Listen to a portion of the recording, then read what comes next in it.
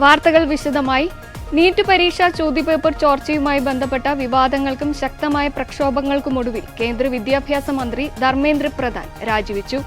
പ്രതിപക്ഷ പാർട്ടികളുടെയും വിദ്യാഭ്യാസ സംഘടനകളുടെയും കോക്രോച്ച് ജനതാ പാർട്ടി ഉൾപ്പെടെയുള്ള പ്രസ്ഥാനങ്ങളുടെയും കടുത്ത പ്രതിഷേധത്തെ തുടർന്നാണ് തീരുമാനം.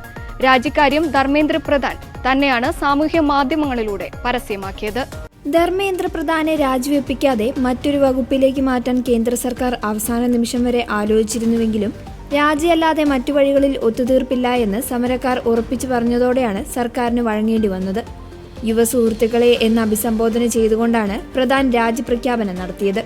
രാജ്യത്തെ യുവതലമുറയുടെ പ്രതീക്ഷകളെയും വികാരങ്ങളെയും മാനിച്ചാണ് ഈ തീരുമാനമെന്നും അദ്ദേഹം കുറിപ്പിൽ വ്യക്തമാക്കി. ധർമ്മേന്ദ്ര പ്രധാന്റെ രാജിയെ തുടർന്ന് ഡൽഹി ജന്തർ മന്ദിറിൽ വിദ്യാർത്ഥികളും CJP പ്രവർത്തകരും ആഹ്ലാദ പ്രകടനം നടത്തി. മന്ത്രിയുടെ രാജി ചരിത്ര വിജയമാണെന്ന് ജനറൽ സെക്രട്ടറി KC വേണുഗോപാൽ വിശേഷിപ്പിച്ചു. പരീക്ഷാക്രമക്കേടിൽ മനംനൊന്ത് ആത്മഹത്യ ചെയ്ത വിദ്യാർത്ഥികൾക്കായി സമരപന്തലിൽ മൗനാചരണം സംഘടിപ്പിക്കുകയും അവരുടെ ചിത്രങ്ങൾ ഉയർത്തിപ്പിടിക്കുകയും ചെയ്തു.